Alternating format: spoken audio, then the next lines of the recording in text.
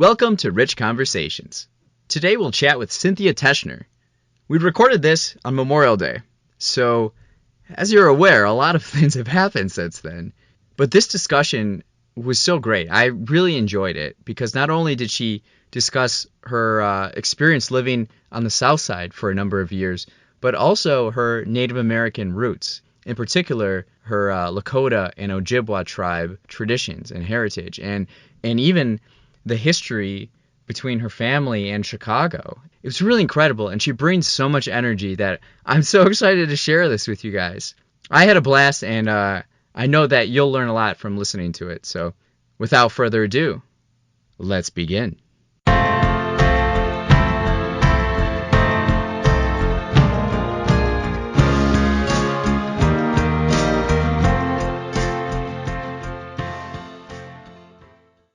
All right, so we have Cynthia here.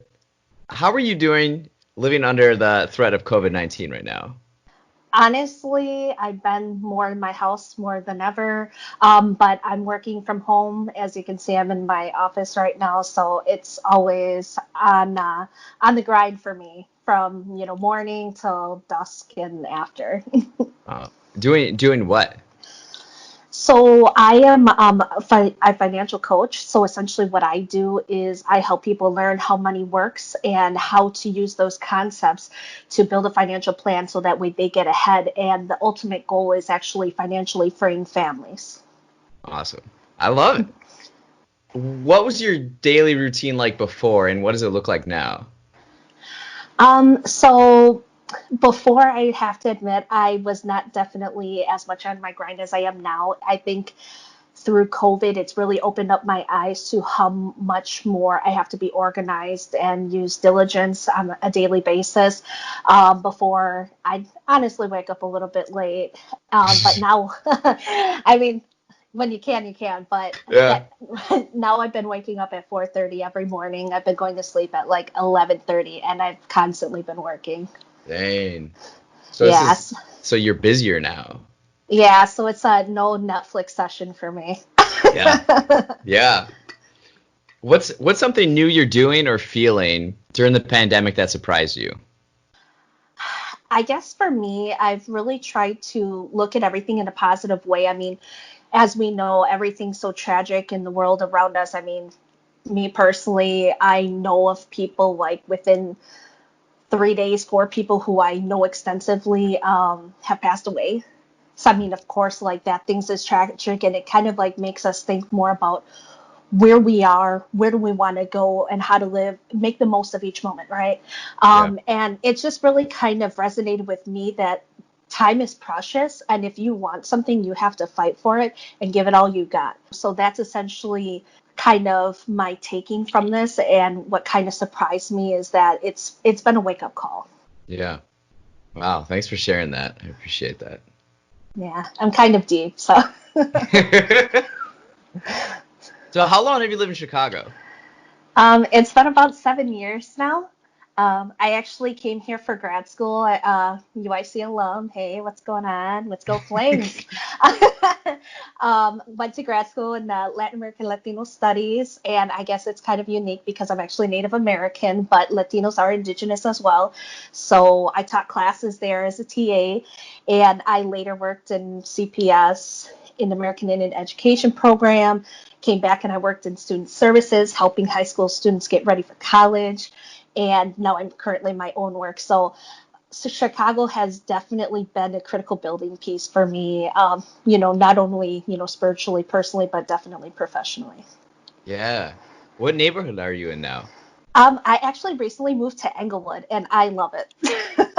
Tell me about it. So honestly, I was really surprised that so many people are so friendly. In Chicago, I've lived in so many different places, but more on the south side. I first came to Pilsen. I was in La Vita for a while. I was in Cicero, back of the yards, and then I moved here to Englewood. So you've gone to a number of different neighborhoods on the south side. I have. I just kind of wanted like a buffet, like try a little bit of everything. Yeah.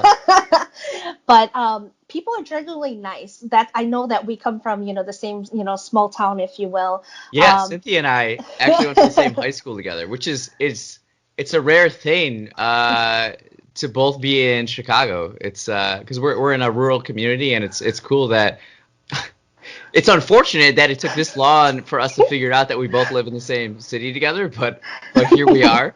And I'm like, Happily you got to come on the reunited. podcast. Yes. Oh, thank you. Uh, Yeah, one thing that I always, find when people who are from where we're from, they're like, "Oh, you live in Chicago," and they have this negative sentiment. And I'm like, "Yes, I'm proud of being from Chicago, now that I've called it like my newfound home, because people are so nice, friendly, and they're always looking out for one another. I've, predominantly lived in Latino areas, and, people are friendly. I've been in a pickle of situations where I just needed help, and people just came to me, no funny business, and they're like, "Hey, do you need help, ma'am?" And I'm like, "Yes, please," because I have no idea what I'm gonna do. yeah. And then here in Englewood, people are so friendly, like they know that we're new, and they're always like, "Hey, how's it going? Welcome to the neighborhood." And it has that hometown feel that, you're welcome, and I Yeah. really love it and appreciate So it. how do you? Because I feel this way that a lot of the values from our hometown and area are pretty similar to the values here. And people think it's so different because the Hmm. culture is like a 180 difference, but the values in the Midwest almost are shared in the city and urban lives, where it's just be a good Hmm. person and be friendly, help each other out. Hmm. Most definitely. I mean, like I've also lived in Milwaukee, and it's very different. Like the feel of Chicago and Milwaukee, even though Milwaukee's smaller, like Chicago, there's much more tight knit community. It doesn't matter what community you're from. People are always looking out to help and to be friendly. Definitely different from Milwaukee, because I've been in a pickle of situations there too, and people just kind of look at you and they walk away, and then here people are like, "Hey, do you need anything? Do you look Yeah. lost?" Because when I first got in the L train, I'm like, "Oh my God, I have no idea what direction to go." And thank God I speak Spanish too, because Yeah. the guy's like, "I'll actually bring you to the platform and show you where to go." And I'm like, "Wow, that's Oh, really nice. nice of Yeah. people." Yeah. Chicago's great. So, Yeah. what are your favorite features of each neighborhood that you've lived in?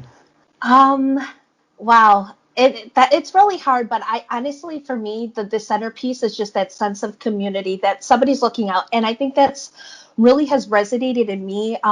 One being, a person from a native community, I'm, used to that type of kinship, but to experience that from all communities, especially in a large urban space, has been special. The other thing is that I have no family here. I don't know. I'm sure you don't have any family here too, right? No. No, I don't. Um, and then, my parents actually live on the native reservation about almost 10 hours from here. So I really have nobody close to here. So Yeah. um, knowing that, I can call on, people from around me if I need help. And I actually feel safer here than I would honestly in Milwaukee. I tell people that all the time, and they think I'm crazy back home. I'm like, "You haven't lived in Chicago, okay?" Wow. Wow, that's so fascinating. So, if you have an open day, say pre-COVID, how would you normally choose to spend it? If I actually had a free day, I can't even Yeah. ponder that, honestly, Rich. But honestly, for me, I'm all about, exercise. I'd probably go to the gym, or if I could go play soccer, I'm a huge soccer player. I Uh, play in the south side, which I got a lot of friends, so probably maybe a pickup game or something. And I'd love doing the carne asadas, or the cookouts at the beach on, at the lake. Oh, Yeah, yeah. and put some music on. Gotta get that dancing. Gotta get some pickup games on, over there too. I go all out. Oh, that's fabulous. So, when you think of Chicago, what colors do you imagine first? Honestly, I think of blue. Blue because of the water. I guess it kind of goes, I'm very native centered, thinking about blue as being life. Looking back, the old historic Chicago before Chicago was, post settlers, but also too thinking that there's so much life here. There's, not only it's an international community. A lot of my favorite places have to do with the water, as far as the lake, the rivers, and I think blue, in my opinion, I feel like it's like harmony, and going back to that theme of Okay, interconnected communities. that's cool. What's your proudest moment as a Chicagoan? Um, so for me, I was thinking about this, and I'm thinking that it would definitely be when there was an accident actually in front of my house a little while ago, and all the neighbors came out to help the people. And they were like asking if they needed anything, if they wanted water, making sure everybody's okay. And for me, I thought that was really beautiful how in a time of an emergency, people just coming together at an instant notice. And I thought that was something really special. Yeah, so something really small, like not even like a big event or the Cubs winning the World Series. It's like something as small and as significant as just like an accident outside and people just helping each other. Hmm. Is that in Inglewood or what neighborhood was it? Yeah, it was Englewood. Inglewood? Yeah, because I Cool. mean, if you think about it, some people might be stranded or something. A lot of times people just pass by and they're just like, well, I don't have time for that or whatever. But Yeah, here, people stopped in their day and they're just like, okay, first make sure everybody's okay. What do we need? Make sure they feel comfortable. Wait for, the police to come and make sure everything's taken care of. And I thought that was really nice. that is really nice. So if someone visits you from out of town, what restaurant are you going to take them to? Hopefully you'll come and visit me so I can take you here so you can have the experience. Okay. Okay, you come in town to the south side. We're going to La Villita. We're going to Nuevo Leon. So Nuevo Leon is a restaurant that is like pretty much all the Mexicans know. It's very hometown feel. It's on 26th Street. They recently have the Day of the Dead mural that got a lot of attention, so some people might know what I'm referring to. But the one thing that I love about it is, again, the family connection. They come in, they make you feel like family. You get like an appetizer and a free appetizer. They make sure you're comfortable. They have karaoke. Definitely the good vibes, and they give you free dessert, and I'm all about that free dessert. Yeah, that sounds awesome. Yeah. What? So that's 26th Street.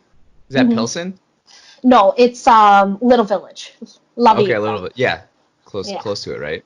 Hmm. Oh man, that's good. I'm La telling you, Vida. you gotta come on down. Yeah, La Vita. They're known for their mole. So mole is a very traditional, actually an indigenous dish from Mexico. But a lot of times people, like I said, they don't recognize Latinos or especially Mexicans as being indigenous. But there's a lot of, I think there's like 72 different spices in that they use. They Whoa, even use chocolate in it.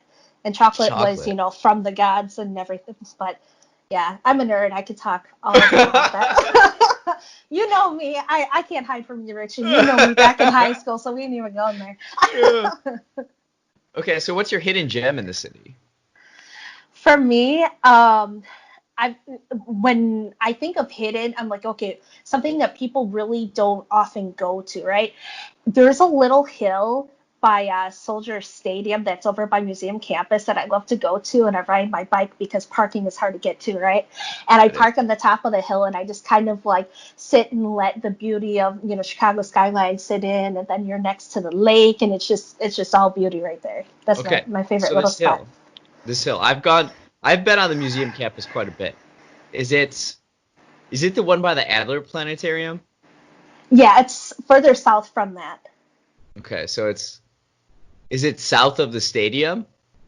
I think it's in between there. Let's see. Okay, And so there's actually a winding hill pathway all the way up that has concrete, but I think sometimes people go there to go sledding because you get some good traction when you go down, or yeah, it's good for museum rolling. campus is like the sledding spot in the city because Yeah. everywhere else is very flat. Um, Hmm. wait, so this hill, okay. So I think is it just east of the stadium? Like, Yeah. does the hill face? The hill faces north. You would know because of the winding. It's almost like a V, like or a zigzag Okay. all the way up to the top. And then there's parking on the side, and then just a little short walk over the parking lot. Then you're in the area. I'm trying to look it up too right now. It's on the other side of Northerly Island, over by 18th Drive, So it's by the beach and over there? yeah, Okay. and Yeah, then so the it's parking like lot. You see the zigzag on it, right? I think so. By like the Burnham Harbor. Yeah. Yeah. So it's like southeast of the stadium, right? Yeah. Okay. Yeah, I don't know if that's I used to go there on bike all the time because I lived in Pilsen and I loved being on 18th Street, and you can just take 18th you Street just all the way yeah. over, and then you go up by the stadium and they have the overpass, and I was like, ooh, you get some good traction and you just go all the way straight on through. So then you're overlooking everything and you have all the museums in your site too, right? Yeah, it's definitely a place I go to. I have a picnic. You're using quotations. Is that like an adult picnic? Well, as far as like you can like bring your food, but of course your adult drinks, you know what I'm saying? Yeah, yeah, yeah. Oh man. What sound do you most affiliate with Chicago?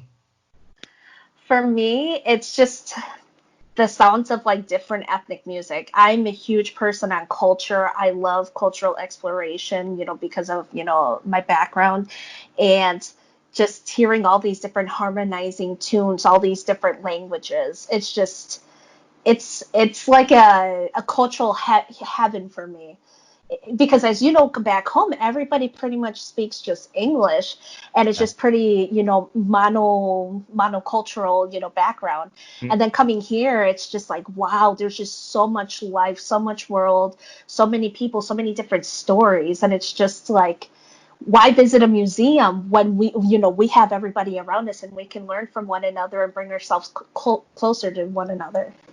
Yeah, that is great. That is great. Something I like to do is go to during the summer Millennium Park, and I just sit by the bean. It's also known as Cloud Gate, I learned, and Oh, okay. and I just watch people that have come from all around the world. They're just so happy, and their faces just have these huge smiles because they're here in Chicago, and I hear all these different languages, and it's like, wow, they came to the city that I live. This is so special. And then you're right too, like on a daily basis, you can hear all these different languages. It's cool. And it's like, how did everybody get here? And why are we all here? And we're all staying here and we're together in this, you know? Most definitely. So It's what quite fascinating. what music has influenced you most since you have been here? That's like so hard for me to say, um, because I mean, yes, I am native, but like I did grow up really tied to the Latino community. But the thing for me though, it's it's been kind of centered around drums and connecting the drums from other communities to my community and seeing the unison. For instance, kind of like tamborazo. Have you heard of that one before? Probably not, or not the word, but if I heard it, I might I might Yeah, recognize it. What is it it, it like? it's a Mexican genre where there's a lot of emphasis on the drums, Okay. but it's kind of like upbeat and you're kind of like bouncing and you're grooving.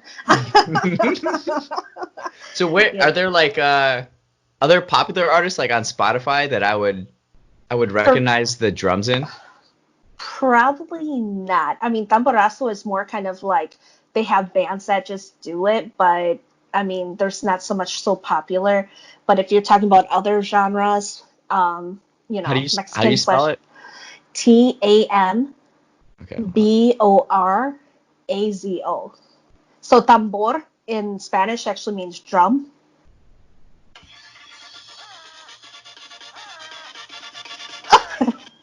That's some good Is- party music, Richie. I'm gonna take you this is there. it. Yeah, we should get a video you trying to dance to that. That'd be fun. Hey, hey, hey, hey, hey, hey, hey, hey. The drums are very quick pace. And it makes me think of my Native American dancing because I dance Native American, and then Oh, that's cool. yeah, Nice. they were actually going to be having the Taste of Mexico in Little Village this weekend if it wasn't COVID, and you would definitely catch me there dancing that type of music, that bands that are live, of course, the fresh, Mexican food and just the good people. Oh, man. What's a common scene you see in your daily interaction with the city? um, well, just over by me, it's a lot of families, a lot of strangers greeting each other. It's just that's what I see here on the south side, in between all the communities, because I live in Englewood, but I work over at Midway. That's where our office is at. So I'm kind of pretty much in between, those communities.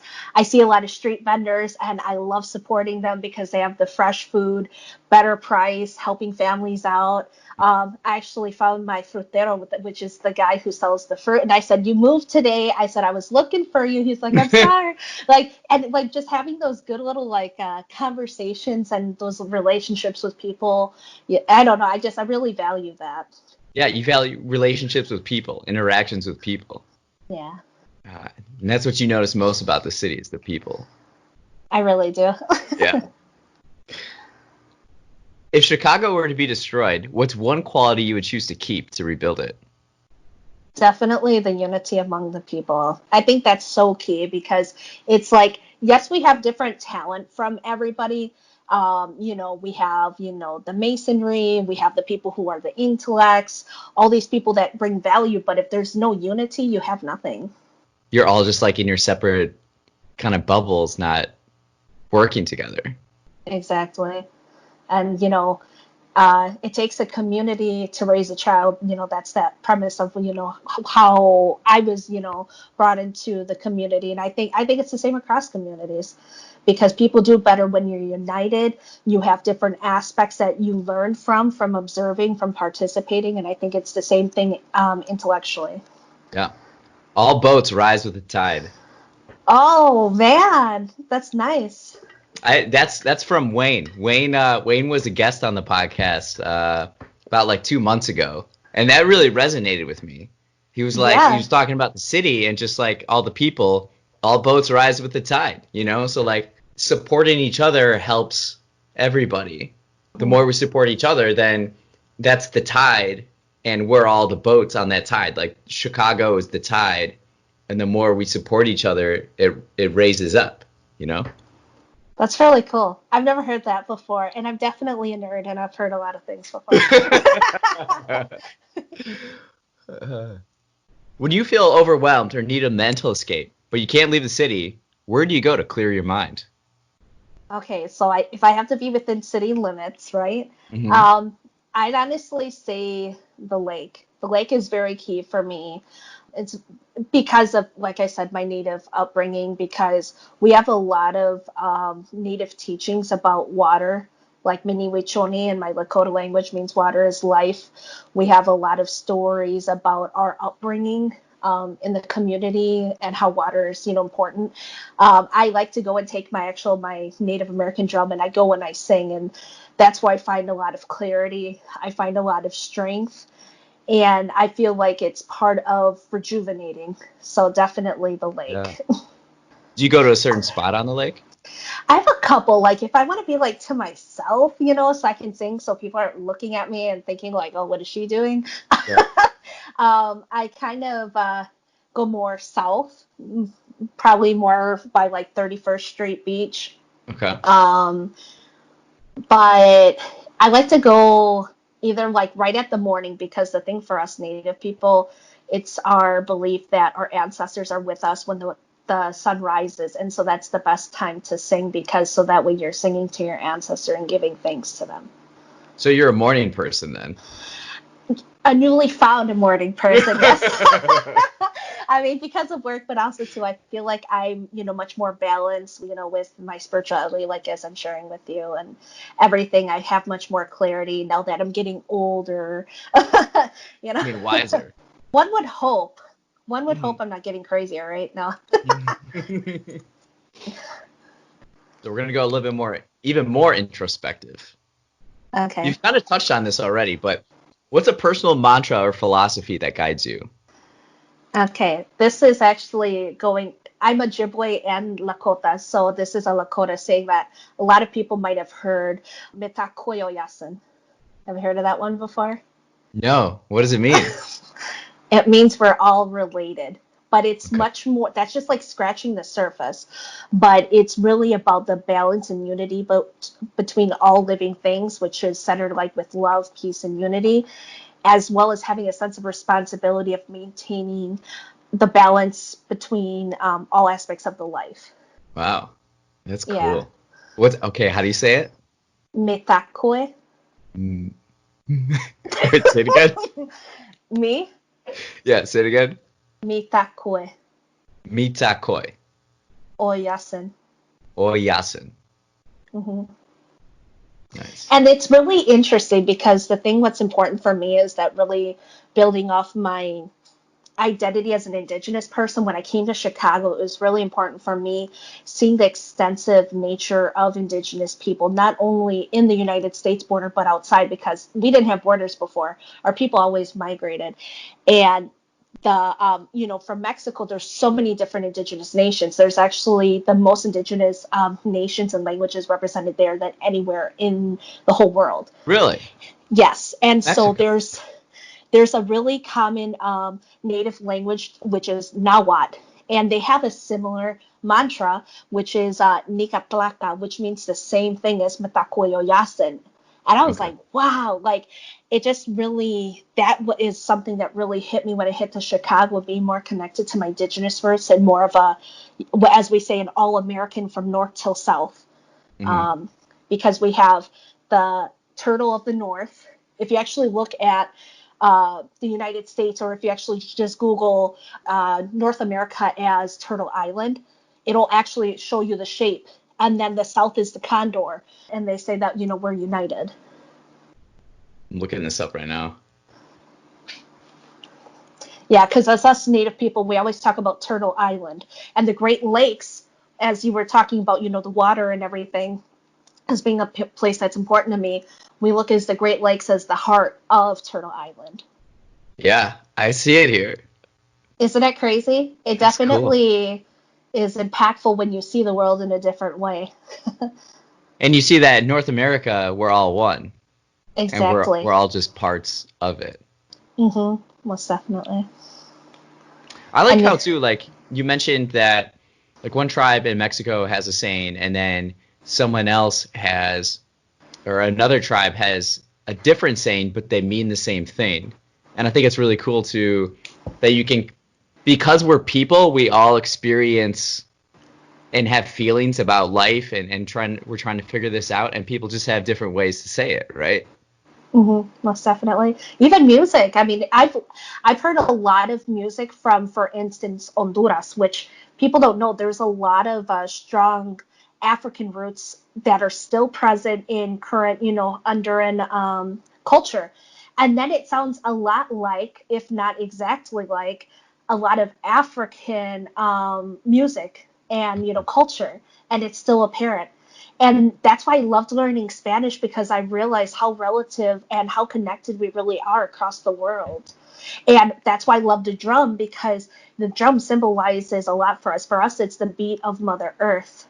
The same thing in other cultures. Mhm. And that presence of being able to respect Mother Earth and things of that nature It's like is the like, backbone, right? mm-hmm. It's like the structure, the infrastructure in a way, like the heartbeat almost. Describe the best day of your life. That's a good one. Because I have like two, and that's the reason why it's hard, is because it's dealing with two different like sides of me. So one was about 2 years ago. We had our annual powwow in Milwaukee. I've been connected to the Milwaukee Indigenous community my whole life. Um, and we have a powwow that we used to have every year. Unfortunately, last year they discontinued it because of Okay. the lack of funding. But that day 2 years ago, it was the most beautiful thing that I ever felt, because I had my mom, I had my dad, I had my best friend Joe Sock, and he was my favorite elder. He was kind of like a grandpa for me, but he was too cool for that, so I called him my best friend. And we were all dancing in the circle, and finally my brother was able to be with us, because he's always too busy for this, and he's not as centered as in the Indigenous community as I am. So, and then with my friend, who I call my sister, she's actually Puerto Rican, but she's Taino, which is, the native people of Puerto Rico. And we were all dancing together. And just that sense of kinship, the family reunion between us, but also two other families that, we consider that are our aunties and our uncles. And that's just the way that, our community is. And it felt so special. And the next year, my friend Joe Sock passed away. So it Oh, was really? something that, like, looking in retrospect, it was a huge blessing to be able to have that type of moment, and have everybody who I really love in the same space, celebrating life and honoring our ancestors. Wow, that's a special day then. Yeah. Wow. My other quick special day is that when I finally got to go home, so my reservations are Turtle Mountain from North Dakota. We're about 5 minutes away from the Canadian border. We actually used to be Canadian, but US ended up getting more land, so now we're American. Um, Oh, and hey. and then I'm also Standing Rock. So I went back Okay. home back in 2017 in the summer, and I got to go see my relatives who I haven't seen in over a decade. And I got to actually go dance in the powwow in the circle on my reservation. And I was just so moved with emotion. I was just crying because I just felt like my soul was happy, like I'm finally home, and that sense that I can go back home and have that sense of unity with my people and have that different type of experience, because being a Native American in the city is very different than being back home on the reservation. And my stepdad, he's actually from northern Wisconsin, a tribe up there, so that Okay. was always my cultural reference, closer, but my reservation's about like 15 hours away, so it's a long ways away. Yeah. Yeah, It's a long trip. yeah, it's fun, don't get me wrong, but sleeping in the car, oh yeah.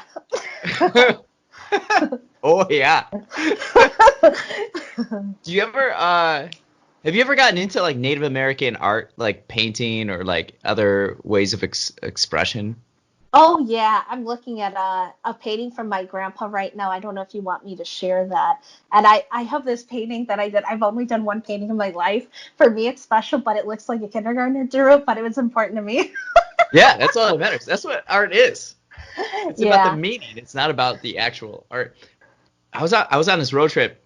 This was back in like 2015, and I went to the Wild Bill Museum of the West, and so it has these I was different there wings. too. Did you go to the art wing with all the Native American art? Yeah, but I was 10 though, so this was two Oh, decades okay. ago. I was blown away how vibrant it was, and just like out west, there's still so much influence with the native people, whereas like in the city, it's not as much prevalent. And just to like be Mhm. there, where just the art itself is exclusively like native people, it's just like it was so cool. I was blown away. I hadn't seen anything like it before. Most definitely. I know that at the Field Museum, I know of people from the Native community here that are part of, restoring the Native presence and voice. And there's a lot of exhibits there by people who are Native in the city as well as out on the reservation. So that's a great way to check out something if people are interested in that. We also have the Newberry Library that have a lot of things going on. Also, too, in Evanston, they have the Mitchell Museum. There's the Trickster Art Gallery, which is out by Schaumburg. So there's a lot of native presence. But I think because our population per percentage of the large population here in Chicago, we're more invisible, but we're definitely here. Chicago, if you don't mind me saying, this is just something incredible in my own family history that it's kind of ties to a larger context. I didn't realize before I came to Chicago that Chicago was a huge hub for immigration and migration for many people, including Native people. During World War II, a lot of the Natives were recruited from the reservations to come to Chicago, my grandma included. That's why my family's actually over here. And Wow. they actually got dispersed throughout the city, working jobs for the World War II effort. And my grandma actually ended up in Racine, Wisconsin, doing golden books, like the little books we used to read when we were little kids. She Yeah. worked there. Yeah. And Wow. so that's part of my family story is Chicago. When I came here, it was that also too, that sense of like, wow, like I'm in the presence of history with my grandma. And I'm like, I wonder how she looked at the city back in the day. Did she have a similar interpretation of certain things? And it's just, Wow. it's something unique. And I was really close to my grandma. I was her favorite. So no. Something really cool and interesting, what I learned when I was working in the CPS program with American Indians is there's actually the routes like Elston, and if you look at Arch on the south side, how they angle to go up to the Yeah. middle, those were old native trading routes. Were And so they? and that's why they're angled to downtown. And there's actually trees. If you go way to the north side, as my old boss and friend told me, there's actually trees that are bent and that pointed to the way towards downtown, which was a major route for our people. Oh, wow. Yeah, That's we cool. had we had the Potawatomis here, the Dawas, the Ho Chunks, and our Ojibwe people. So this is all native ground. And there's a lot of history. I mean, just look at the word Chicago. There's Yeah. actually rooted in native words too, because Chicago was too hard for the settlers to say, so they broke it down. Oh, man. What's the most influential book you've read? um, when I was doing my undergraduate nerd work, as I call it, but I was, Nerd work. doing it was because I was part of undergraduate research, and I was very empowering. It was a very empowering experience because I studied Indian boarding schools, Okay. and for me, I actually read Boarding School Seasons by Brenda J. Child.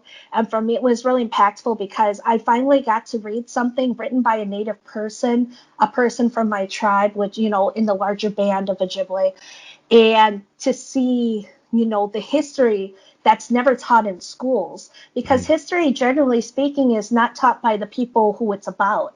It's always taught about somebody who has a different perspective, who's from a different community. And that was really impactful for me, too, because I didn't realize, and I was talking to my mom about my research, and then she was opening up to me more about her family stuff. And she Mhm. started doing genealogy stuff. And she was telling me that grandma was actually in the Indian boarding schools. And that's how she met my grandpa, and that's how our family ended up, getting started. But Wow. it was really interesting because before our tribes were quote unquote a lot of times enemies of each other and we had our differences, but when you had the Indian boarding schools, people came together because it was a new different time of learning how to be a pan-Indian, or just like we're all native. I'm not just Arikara, I'm not just Sioux, I'm not Seminole. So that was interesting, but at the same time, looking at all the atrocities through that type of Yeah. assimilation education. And that's the way what I look at as, no, I understand, and I'm not as shamed for not knowing my language. I know a little bit, like yasin, bonjour, mino kigizane chekwenwin, little things like greetings, Hmm. but it's because my grandparents went to a boarding school and they were beating the language out of them, Yeah. and understanding that I'm a product of that. But the thing is that I can take back, our power of, giving back to our people, so that way my children know their language, the Lakota and Ojibwe, which are very different. Okay. Yeah. So it was definitely an eye-opening experience for me and connecting me from, my ancestors, in the general scheme of things, my family line, and understanding who I am. Because, growing up, where we're at, it was predominantly a white, rural Hmm. institution. And, there were some people who are native, but they weren't practicing natives, which is very different. If you have native ancestry, it's different than you actually being in the community, Yeah. knowing who you are, and, growing within that. And then when I came to the city, I became much more connected. I mean, in Milwaukee, most definitely, through Native Community University, but here in a different context because there's much more tribes represented here. For instance, like the Navajo. The Navajo, as you already know, the Here in Navajo Chicago? Potoc. Oh, yeah. So the top tribes that are represented here are the Ho Chunk.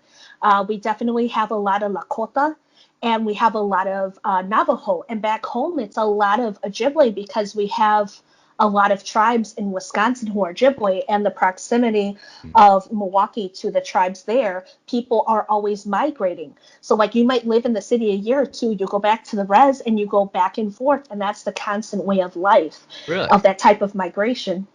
And then here in Chicago, I've come across a lot of Lakota people who knew my family members back on the reservation, and I'm learning more about my Lakota side of me, which was very empowering. The Navajo, I'm like, dang, you guys are here. Like, Yeah. So you have the Navajos, the Southwest, and Lakota, that's like Montana, Dakotas the for the Dakotas, most yeah. part. Hmm. And then Ojibwe is more like this area in the Midwest, right? Great Yeah, Lakes? the Great Lakes. Yeah. Yeah. So that's Okay. a Anishinaabe is kind of like the larger band, and then underneath that you have What's the it called? Ottawa Anishinaabe. Anishinaabe. Okay. And under that band, you have the Potawatomi, you have the Ottawas, you have the Ojibways, and some others. With the Sioux, it's the Lakota, Dakota, Nakota. The So these language are is all smaller bands within a smaller tribes within the band. Yeah. okay. And But so the Sioux is the bigger bigger band, one. so like okay, so say Sioux, you have like that culture, and then within that these tribes have their different cultures within an overall culture. Is that Essentially, does that yeah. make sense? Yeah, Is and that it's right? really interesting too when you break it down is that you have two different influencers. You have it when they had the Dawes Act of 1887 when they started establishing the reservations and breaking up the bands into smaller components. And a lot of us, because of the border that affected us, my tribe, also too, a lot of our people were in Canada. I have relatives in Edmonton, for instance, even in Minnesota, even in Montana, because they couldn't fit everybody in one small land. So they had to spread us out because we had all this land. And then they break us into something like that big, and it's like Yeah. all their people can't fit there. And so there's a lot of difference in that. The other thing is that because of the French. So we have the British and the French who had two completely different philosophies. The British were staying Yeah. here and we're just pretty much trying to dominate this land and take whatever we can get. The French we're going to intermarry with the native people. We're here for business. We might have women back home, but right here, right now, I have a native woman and it's doing me right. Yeah. Yeah. And so that actually influenced our culture because my band for the Ojibwe where I'm from, we actually say Chippewa, which we have a mix of the French and the native. So we're Métis, which means mixed blood, if you want to go for the literal translation. So our culture is a lot different than most other native cultures. Like if I say bonjour, that means hello. But if you hear it, you're Yeah. like, does that sound like French? Well, it's a mix of French and native Yeah. because if you say Ojibwe anin, that's hello. So you can see there's a direct translation to the influence of some sort of, European Hmm. context with some of these tribes as well.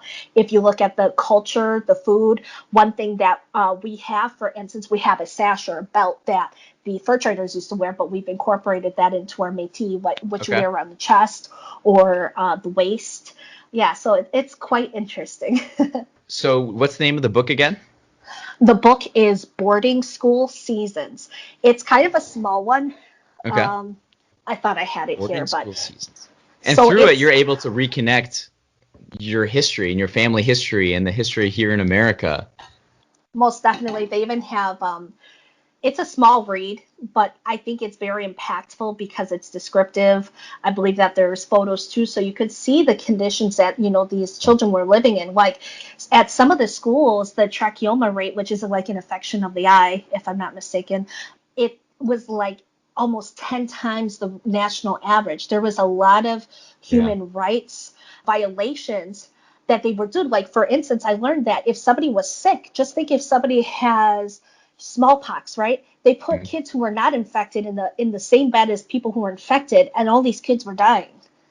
And it's Jeez. just like, this is insane. A lot of kids were trying to run back home. And just think, somebody who was like 8 years old running back home But then across, they're what, trying to punish 500 them. miles. Yeah. And then, they have to forcibly bring them back. Mhm. And the idea that they said, kill the Indian, save the man. And it really goes a lot with the theory at the day before it was biological race theory, thinking that you are inherently different because you are, a non-Anglo-Saxon. And then the progressive, a notion in the 1880s was, oh, guess what? It's the ethnicity theory in which you're inferior because of your race, your language, your culture. Same thing that they were doing to the immigrants from Europe at that time. They're like, okay, we're going to erase your language, erase your culture. But with us, it was much more harsh, because they would actually beat our children into submission until they wouldn't talk anymore. Something as little as cutting hair was super significant for us. We believe that the spirit of our people live in their hair at the base of their neck. And when you cut that hair, it's a symbol of death. And it definitely meant a cultural death. But at the same time, we don't ever cut our hair. Sometimes people might cut it if somebody very close to them dies, and it's supposed to be on a sign of respect. And unfortunately, and they would dress them in militarized uniform as if they were like little soldiers, because they wanted to erase every single part of them. Yes. So just think of these little kids as little as 4, 5 years old having to do that. Think about your brothers and sisters having to be like that. And so I, as you can tell, I'm very passionate about it, but people don't see it. And for me personally, and I'm going to be very possibly political, look at what's going on with undocumented children right now, that they're separated from their parents. Make those connections. They're being, and that's why I get so passionate about, the Latino community. I know not all undocumented are Latino, but I definitely see the correlations between my people's past and what's going on with other people right now. And I just try to be a voice and say, I represent my community. I definitely can't speak for all my people, but I want to say that I'm a person who cares, and I'm here with you. Yeah, that's powerful. Thanks for sharing that. You're welcome. Or I should say miigwech. So what's something you're curious about recently? I would say definitely my family's history. My mom has been doing genealogy, and she mentioned, and she found out that we actually have chief lineage on both of my grandparents' side, with whom are both Native. And really taking to that as a sense of self. I already knew that. Do you know the story of Quebec by chance? A little bit. I know the history of like French colonization here, but not Quebec specifically. Okay. So Quebec was actually kind of like a Métis revolution. It was born because of that. And so you have Louis Riel, and he was the big, I'll say the revolutionary, person. And so his right-hand man was actually one of my relatives. So just think of like, just think about, the right-hand man. And it was really interesting for me because I was like, dang, like there's so much history about my family that's so prevalent, and I don't even know anything. Wait, so how do you find this out? What does genealogy mean? Is that like the 23andMe type of stuff, or?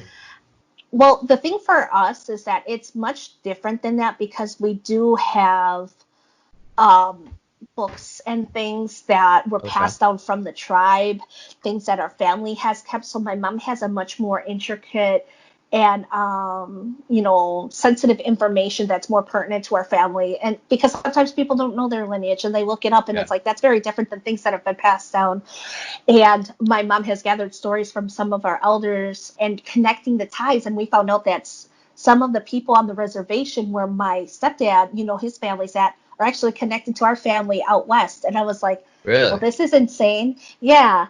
And just hearing the stories and everything, and thinking about how life was then and how it is today, what are the similarities and the differences, and understanding too. I mean, I'm going to be very honest. I just found out my mom has cancer, and the importance of her being able to get, this history down is so important, because she has all these connections, and it definitely has put a kind of like a bright light, like a neon sign, like you really need to know this, because what if, your mom gets taken home soon, and I know I'm the one who's going to have to be this cultural, cultural reference person for my family, because I'm the one out of my brothers that, is really makes a point of keeping this as important, and making sure that we know who we are, because it's really a privilege of knowing who you are and where you come from, because most people don't know.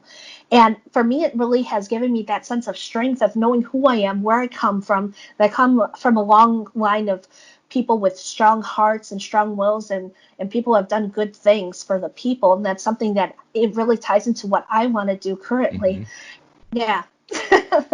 That's cool. And then there's this aspect with your elders where once they're gone, and we lose all their stories and their knowledge. So it's really important to have those bonds with them right now. Most definitely. And I think for us Native people, it's also too the language, because it's like you could be a Native person, you can have Native blood, but if you don't have your culture and if you don't have your language, you're not as whole. But it's not necessarily like a negative thing, like shame on you. It's like, how are you going to be able to talk to the creator when he calls you home? Like our Native people, recently it's more of a thing, like if you're ready, if you're willing, you get a Native name. My name is Ozazanu, which means bringer of light.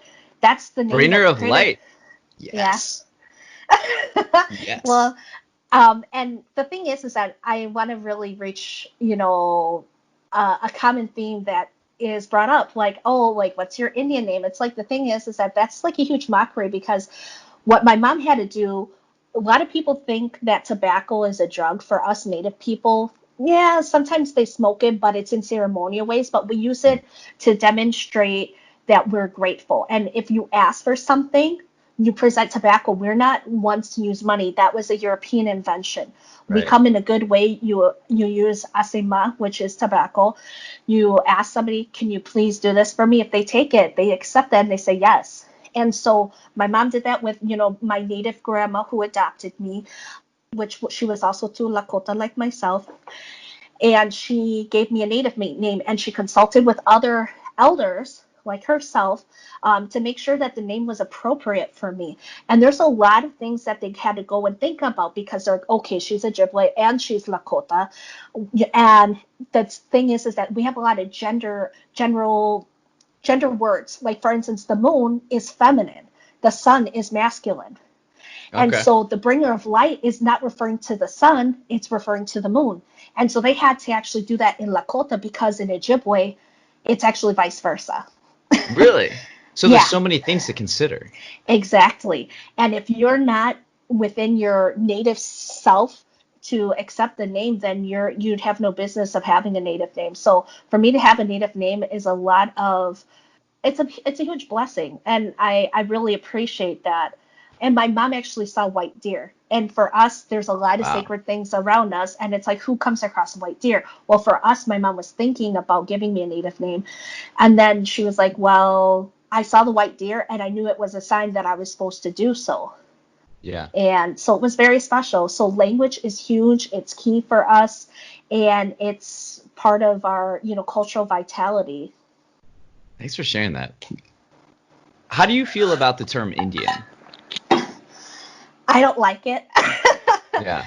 The thing is that the reason why I laugh is because I think it's really a debate between the old generation and the new generation. My mom, well, I'm an Indian till the day I die is her attitude, and she said that several times.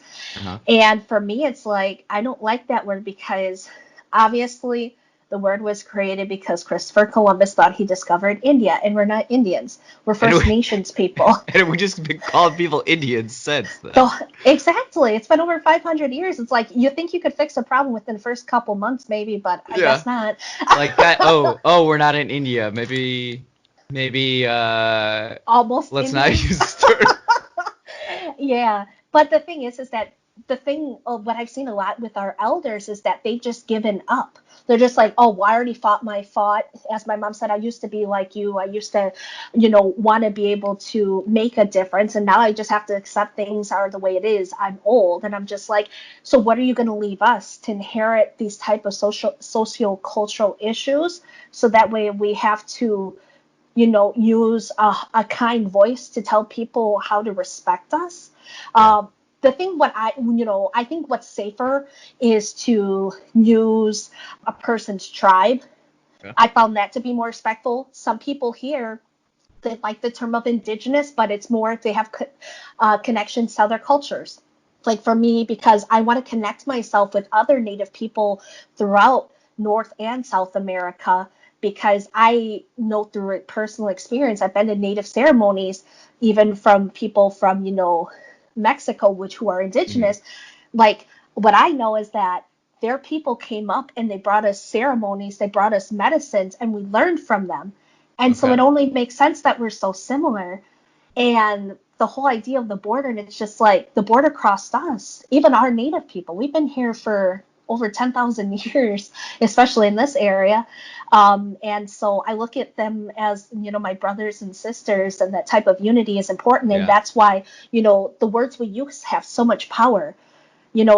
For instance, in the hot debate, you can say illegal or you can say undocumented. If you say somebody's illegal, it's like you don't belong. You're Yeah. a crime-ridden person. And if you say Illegal undocumented, has yeah, it's about laws and like man-made laws, whereas undocumented is just like you see the the person. human. Yeah. Yeah. Exactly. And so, So I what mean, I is taught classes like that, and I told my students that I'm like, it could be in anything you do. And I'm like, right? how many times have you been in a disagreement and somebody says that one word and you get so heated? Yeah. And it's like words have power to use them or not to use them. And you have to be more cognizant of what you say and how that reflects you as a person. And so I'm all about word choice, man. So my next question for you, within the past 5 years of living in Chicago, what personal realization has improved your outlook on life the most? It's so hard. There's so many components. I mean, if I could narrow it down to three, the first thing I would say is definitely my master's degree, because that was my personal intellectual exploration of my identity, Okay. and the world around me. Like I studied Indian boarding schools and talking about restorative justice education, how to take something as painful and traumatic as the past, use that Mhm. historical trauma and build something productive to provide healing.